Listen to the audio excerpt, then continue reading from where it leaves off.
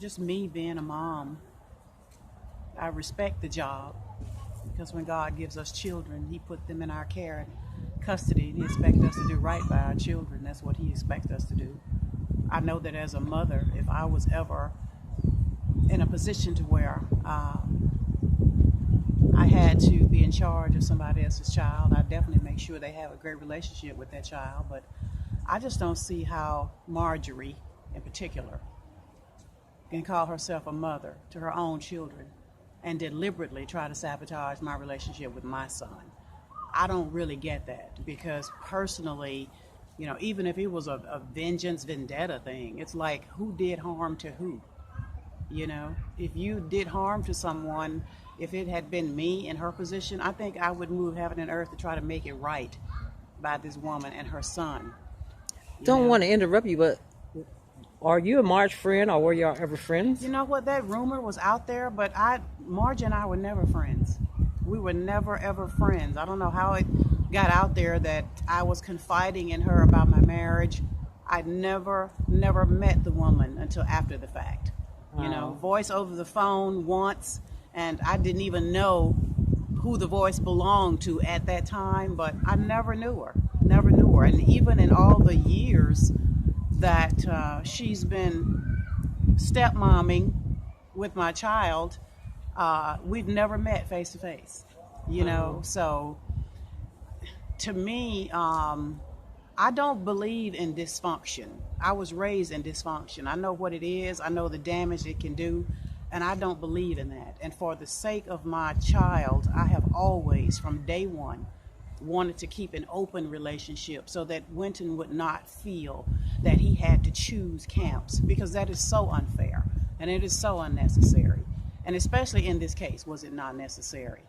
And to me, I'm always a communicator. To me, everything. Let's talk about it. Let's put it on the table. And it's not about whether you like something or you don't like something. Let's talk about it. That's just me. That's one of my pet peeves. I love communicating. But it would disturb me, really,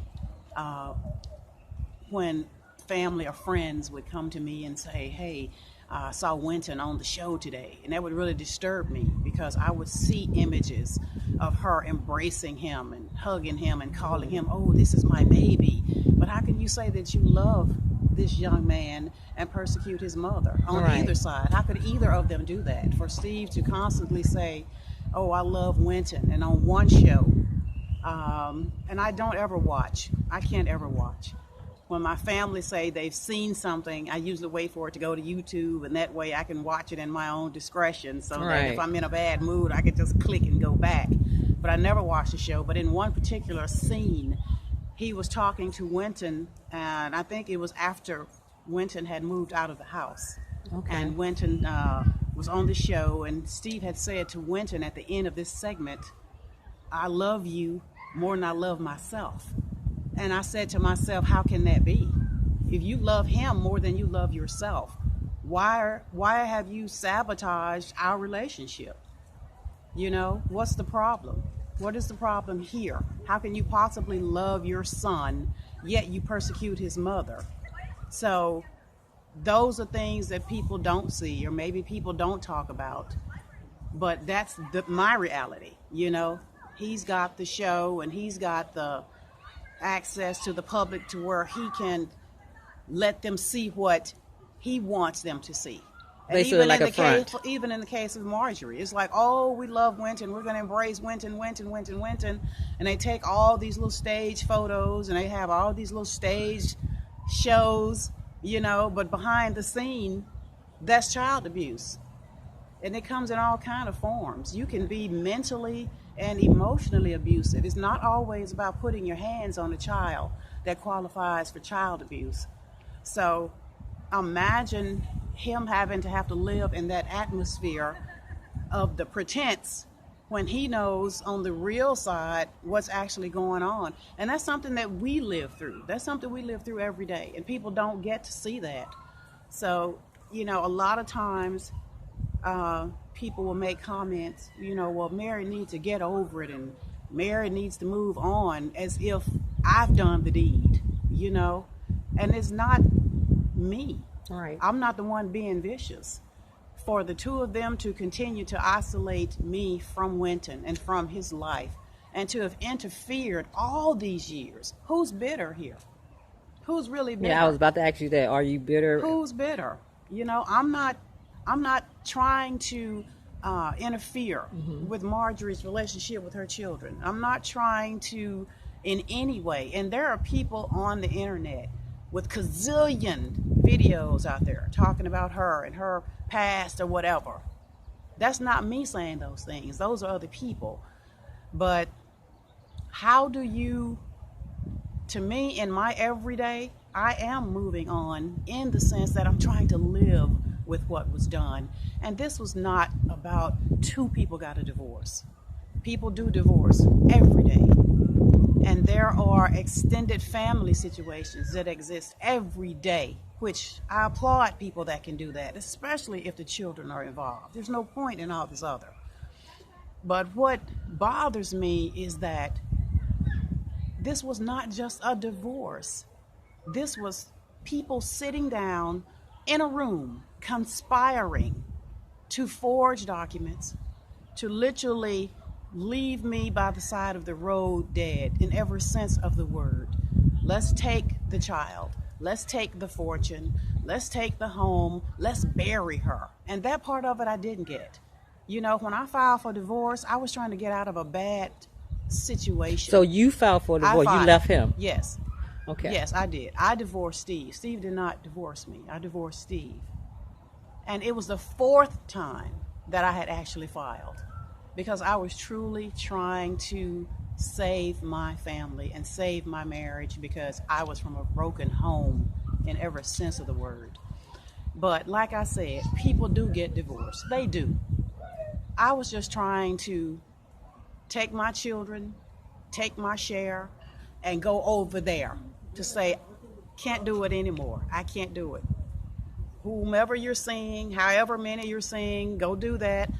I got to go over here. And I do not know how that morphed into judges being conspired with, judges, my own lawyers being paid off, police departments, city officials. I'm like,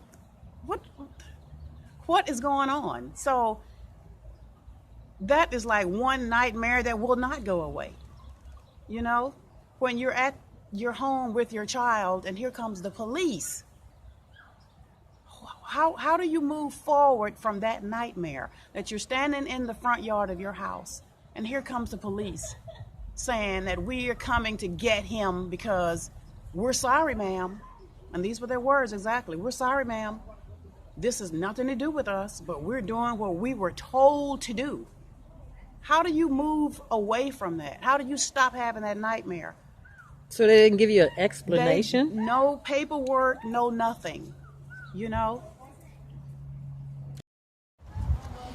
Okay, Mary, so after all that you've been through, all that you've overcome, all that you're still fighting with and dealing with, what do you want right now? It's 2017. What do you want right now?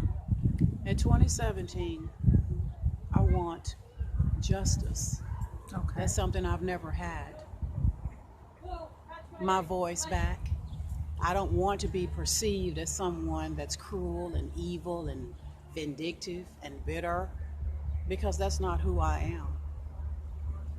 I want people to know the entire story, not just bits and pieces that were bought and paid for. A little window. I'm going to show them this little window because that's what's been paid for. I want what I worked 16 years to have. You know, that's my retirement. You know, that's benefits from our company that I deserved, I earned, I worked for. I didn't jump on the back of Steve's life when the cart started rolling. I was there, help pushing that cart. And sometimes when the wheels came off that cart, I put the wheels back on the cart. That's what I did. I earned everything that was taken from me, and everything that was taken from me by Steve and Marjorie, forging my name and signing off on things even before she even had the legal right to be called Harvey. I want everything back that the two of them conspired. Ricky Anderson, Bobby Edmonds, everybody involved in this. I want to be able to have my day that I never got. They all sat and conspired to ruin me, to ruin my reputation, to ruin me financially, and pretty much leave me by the side of the road. If it was such a thing as someone being left to die legally, I would have been dead. If it were up to them, that would have been the end of me. And I went to jail for not doing anything. So how is it that people can break the law and do what they want to do and manipulate the law and nothing happens because they're of an elite, quote unquote, class? How is that? So I want back what I worked for. I deserve what I worked for. And I want my share. He can do what he wants with his share. She can do what she wants with what she believes to be her share after she got with him. But bottom line, everything that's been happening since 2005 belongs to me. Half of everything that they both own and do right now, because he stole mine to rebuild the two of them. And that is against the law. And I want them both held accountable for it. I want them held accountable for it. And I would prefer, but you know what? I wouldn't even wish upon them what they did to me. Wow.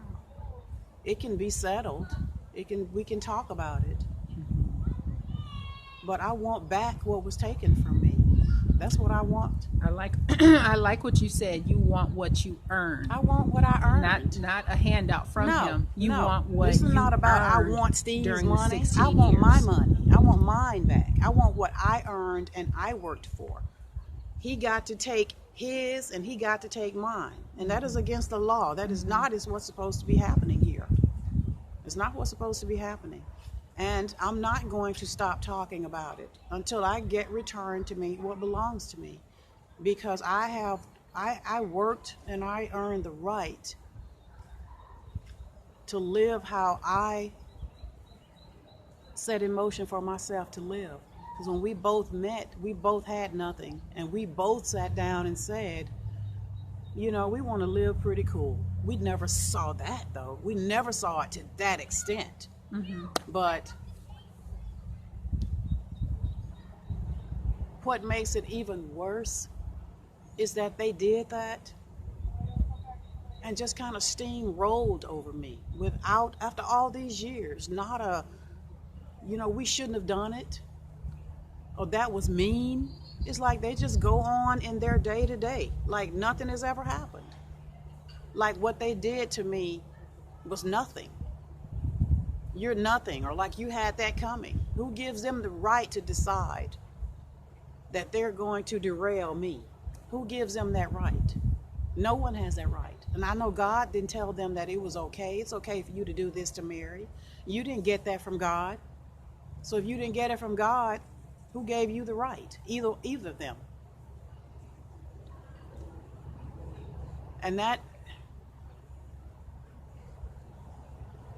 And until that is dealt with,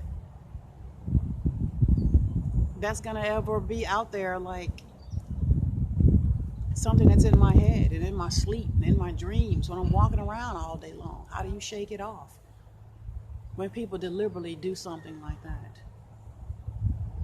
I can't fathom that, because I couldn't do it. I could not continue to get up and go to bed and go to work, and you're just out shopping and vacationing when you've ruined somebody. Who does that?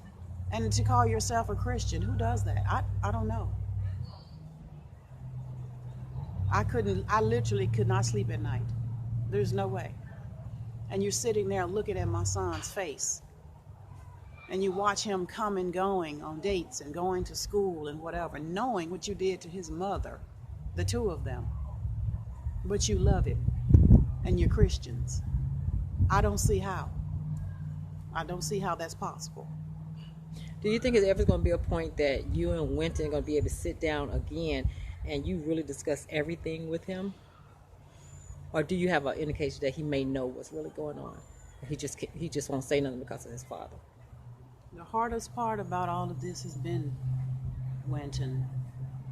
Part of me not wanting to say anything, to not bring any more drama to him, but trying to walk that line and say, what do you say? How much do you say? Who do you say it to? Do you say nothing?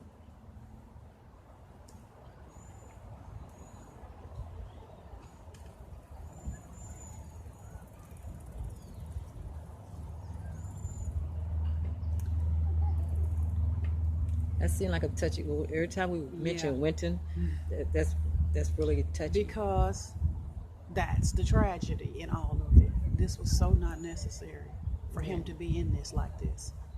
All they had to do was be fair. We could have just all gone our separate ways. That's what I don't understand.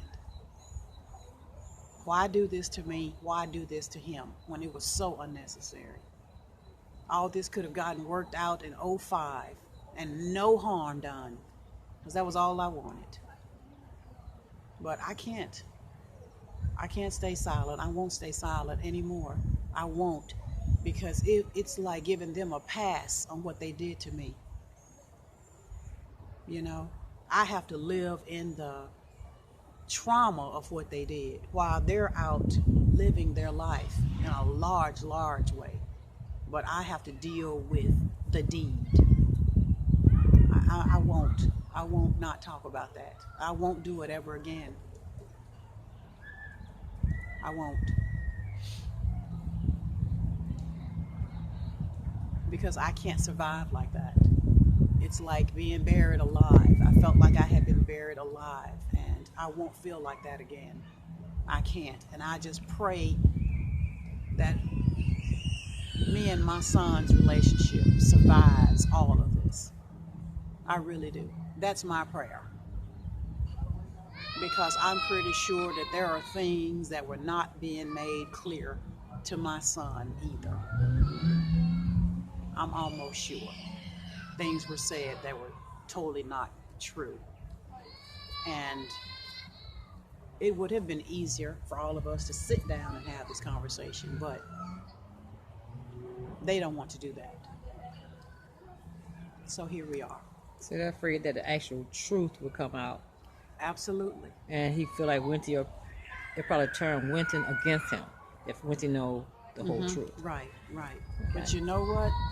If that ever happens, that's not me turning him. That's Steve's deeds.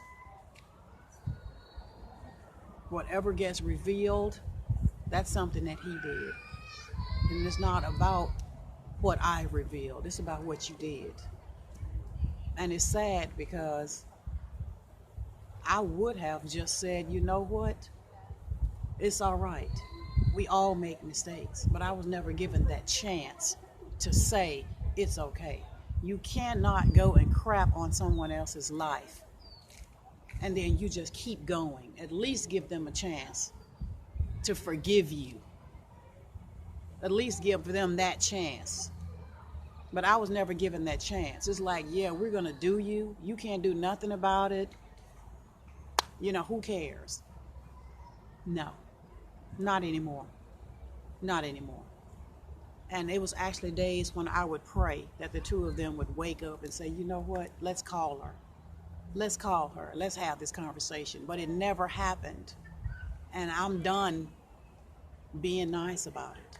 And they have your current contact information. So if they were to want to reach you, they could. They have a way to reach out to you. That's up to them even now. It's up to them even now. But like I said, I'm willing to sit down because my truth is my truth. I don't care who knows it or who hears it. So who really has something to hide here? I'm here. I'm approachable. Anytime. I always have been. But like I said, for so many years I was really trying to gauge how this is going to affect me and my relationship with my son. And for years and years and years, I didn't say anything. But it's at that point, I can no longer do that. Right. I can't do it. Because in that, it gives everybody the pass. It gives Bobby Edmonds a pass. It gives Ricky Anderson a pass. It gives Ricky Smiley a pass for lying. It gives Jocelyn Passarelli a pass for lying. It gives the judges a pass for being starstruck and not listening to the whole story.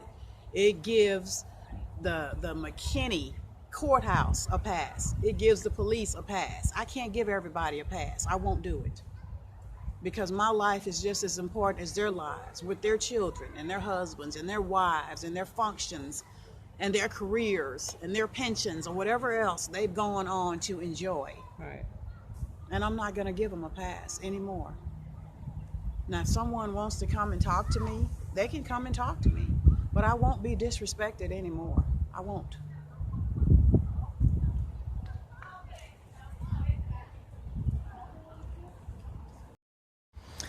So, Mary, I'm getting a lot of different things that I'm thinking of here, but for someone to do all these hateful things and try to stop you from speaking, what is there something that if you were to tell the public about him that would just blow him up, ruin him completely? Is there something like that that you know? Is that why he has this vendetta against you? Is that why, you know?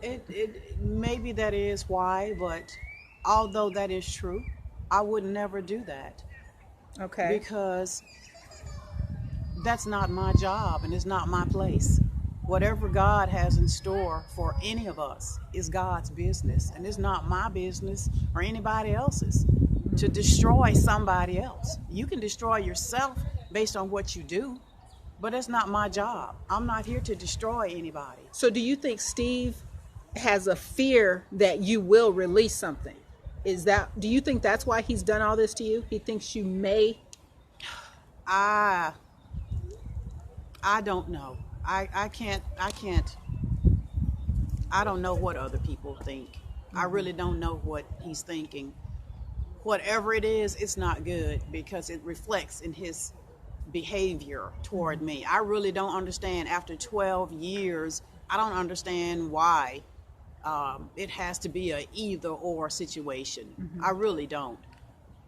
Even with all that has been done to me, you know, going to jail twice illegally, being shut down, locked down. Since like you bring that. up the jail situation, explain that to me, because I've read that you voluntarily went in. Yes. And it was a community visit, I think Yes. is what the representative from the courthouse Right. called it. It was not. Yes, someone had called me to say that, I think this was in 2011 when the first videos appeared, and someone had said, well, there's a warrant out for your arrest. And me, I like meeting mine head on. You know, I didn't want to be out grocery shopping and somebody pull me over and I'm being handcuffed behind my car. So I actually went down to the McKinney courthouse and I said, I understand there's a warrant out, because I could not imagine what in the world would a warrant be, you know, issued for what? It's like, what? So I actually went down there and the lady said, well, I don't think so, but just wait right here. So I waited there for about 15 minutes. And then I look up and here comes 5 policemen. 5, you know, you would think that I was in there to, you know, blow the place up or whatever. 5 police officers coming toward me. You know, ma'am, you're going to have to come with us. And I'm like, you know, you don't know whether to laugh or scream or what. It's like, for what? But after I got back there, I found out the warrant was for non-payment of child support, which was illegal because I was never ordered to pay child support. So how can you put a fake warrant out? Don't you need a judge to do that? I don't know. I'm asking. I don't know. How is it that you can arrest somebody for doing something that I was never ordered to pay? Now, the person that was ordered to pay the child support never paid. So it's like, okay, we got a reverse going here. You were ordered to pay it and you didn't pay it, but you didn't go to jail. But I was never ordered to pay it, and I'm in jail. But I think that whole thing was, that's when the gag order lawsuit appeared. I think that was just a ruse to get me in jail so that document could be put together, and it was brought to me. I'm sitting there waiting to get bailed out, and while I'm sitting there, the constable walks up to me and hands me the gag order lawsuit. So it's like, you really went through all of that to have me arrested on a false charge just so that you can walk in here and have your lawyer 30 pages. I'm sitting there already tripping because I'm like, why am I in jail? Here comes 30 pages of a lawsuit, a gag order. It's like, why? So that's a lot to move on from, because after that, it's like, how do I, whenever I see a police car now, or a police officer, or a judge, or whatever, there's anxiety, there's panic, because I feel like I felt back in that day that I was totally disrespected, totally violated my rights, just my rights as a mother, as a human being, as an American. All of those things were violated that day because somebody had the power to do it. So how long did you stay in jail? The first time I was there for the weekend. Then the second time I was there for 30 days. 30 days? 30. Why 30 days? Because that's what Steve wanted. That's what he So wanted. he had the mother of his child locked up for 30 days. For 30 days. Was that during any the holidays? During the holidays. Wow. I sat there during the Christmas holiday. New Year's Eve rolled around. And you know what? Steve had me released on his birthday. Wow. So like I said, who's bitter? He had me sit there and had me released. Look, 12:02. 12:02. The moment January 17th clicked over, they opened their door and let me out. And that was almost like a how you like me now move. And I'm like, for what though? For what? Why are you still this angry at this point? You've taken my child. You've taken all the wealth. I'm penniless. I have no home, no nothing. Why was this necessary? What do you want? Do you want my life? Do you want me in the ground? For what? I want to know that answer from the both of them. I want to know. What's this barrage on Mary? So you are willing to sit down and talk with both of them? Always. I have always. Okay. From day one. In light of everything that happened. In light of her coming into my house. My marriage. Always. For the sake of my baby. You said she came into your marriage. So she was there? She was like a other woman or something in your marriage? Of course. So he's been dealing with her for quite a long time. Oh, for years. We met 20 years ago and then we kind of veered off and met other people. Sure, of course. So he was still married to you the whole time? He was dealing with her? The whole entire time. The entire time. Wow. The entire time. Do you think that he would actually come forward if you say you do a book, a tell-all book? You think he'll try to come for you? You mean? Or try to get in touch with you in some kind of way? I don't know. I don't know what he would do. I really don't. But I am planning a book. But my book is about my struggle. Okay. It is about what I had to do on a personal level to just try to be okay. Because I broke completely down. When I was a child coming up, I went through a lot of child abuse in my home on every level, and I will leave it like that. And not just at home, with male teachers at my school for years. And I had major trust issues coming up. I had major trust issues. Because when you can't trust your parents, It doesn't prepare you to go out in life and embrace the world full of confidence in yourself or whatever. You're shy, and people that are predators, they see that Right. and they prey on you because Yeah. of it.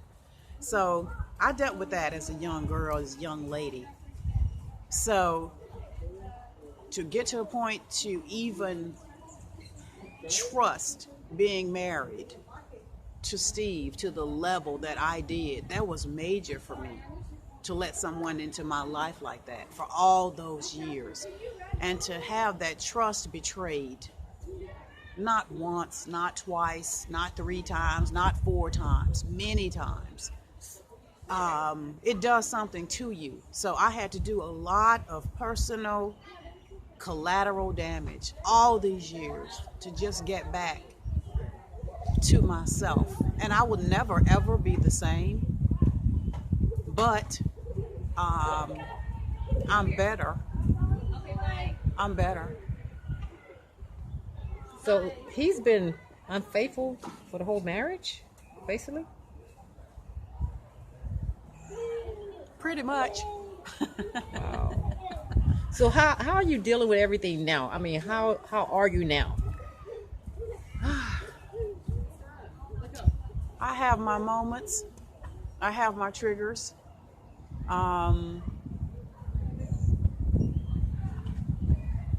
Sometimes when I'm just having a regular normal day, things come up. You know, I deal with my PTSD. I went through so much that sometimes I have to just go sit down and take a moment and let a bad moment pass. And sometimes it doesn't pass in 5 minutes or 10. Sometimes the whole day is just a bad day for me. And I have to just go somewhere and say, okay, Mary, this is not a good day for you to even be behind the wheel of your car. You know, just go back home, put your feet up, have yourself some tea, read your Bible, and try to start again tomorrow. Sometimes I have days like that. But it's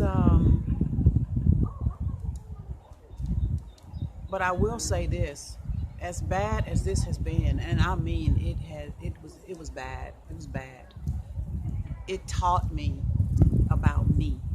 Up until this moment, I really didn't know about me.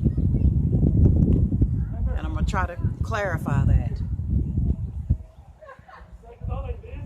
When I was a little girl, so many things happened, and as a child, your mind protects you from things, you know. And then when real life starts to happen, those things start to spill over, and you don't react sometimes in a realistic way. A lot of times you react in emotional ways on a lot of topics. But at this stage in my life, as painful as everything has been to me, I know myself better now than I ever knew myself in my life. I never knew myself. Even when I was at the top of my game, even in our marriage, when I thought I was being a good me, I still did not know who I was. You know, I was being partly what he wanted, partly of what I thought I needed to be. But now, today, dealing with everything that happened to me as a child, then colliding with what happened in the marriage, I learned so much about what makes me tick, what I want, what I don't want, what I definitely don't need, you know.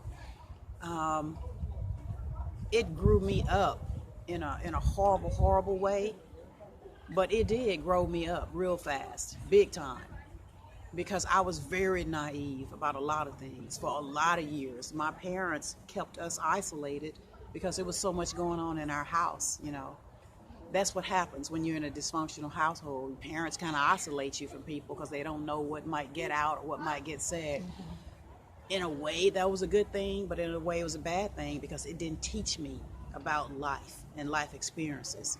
Unfortunately, I learned in that marriage a whole lot of things I never knew. And I was so naive and I was so trusting about so many things. But now, at this stage in my life, I know so well about what I want, what I don't want, the type of girlfriends that I should have or not have, type of business associates, you know, the type of friends, the type of boyfriends, the type of guy that you marry, the type that you don't marry, you know. So um, I'm very well educated now about me, and I can say that more than any right now, more than at any time in my life. You You know, seem pretty strong for the things that you have been through. you Seem like know, you're pretty strong. I hear that a lot. Sometimes when I was going through it, I didn't feel strong at all. I didn't feel strong at all, but I guess I had to be because it's a lot, and it's so much more people don't know. It's so much more. Just the little stuff people see on YouTube. Oh, that's nothing. That is so nothing compared to how really harsh it's been.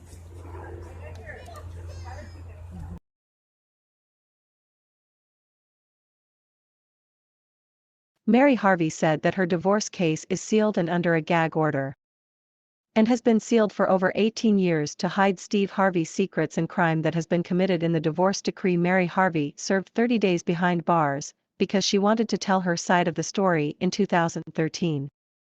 Because of Steve Harvey abuse to her and her son Winton, Mary Harvey said she didn't violate any court orders. This was about her not talking to anybody about her divorce between her and Steve Harvey. So Steve Harvey, Ricky Anderson and Bobby Edmond, who decided to use the courts in Collins County, Texas to keep her quiet. The court allowed Steve Harvey to conspire against Mary Harvey to lie to keep his image. I'm like, this is America. Mary showed up at court without an attorney in 2013 because she could not afford one, adding insult to injuries. Steve Harvey was in court with a legal team and an entourage of people to humiliate Mary Harvey and to make her look like a criminal. For years, Mary said that she was not expecting a 4-hour-long hearing without an attorney. She said Judge Angela Tucker allowed that to happen, which was illegal. Mary Harvey made a statement, saying, "Am I angry? Yes," said Mary Harvey. "I missed years of my son's life, and I can't get those years back." Because Steve and Marjorie Harvey wanted to play God with her life, Mary was just a mother who wanted to have access to her son without interference, she said. She was tired of getting pulled down to McKinney, Texas courthouse every time, she said. Boo. Steve Harvey continues to force Mary Harvey to shut up. Steve Harvey has gone to great length over the years to create an illusion and a web of lies for the world to see. All the while, Steve Harvey has been living a lie for years, and committing crimes, paying people to cover up his bullshit. Essie Berry will continue to expose Steve Harvey until an investigation is done for blackmailing her and for all the crimes that have been committed.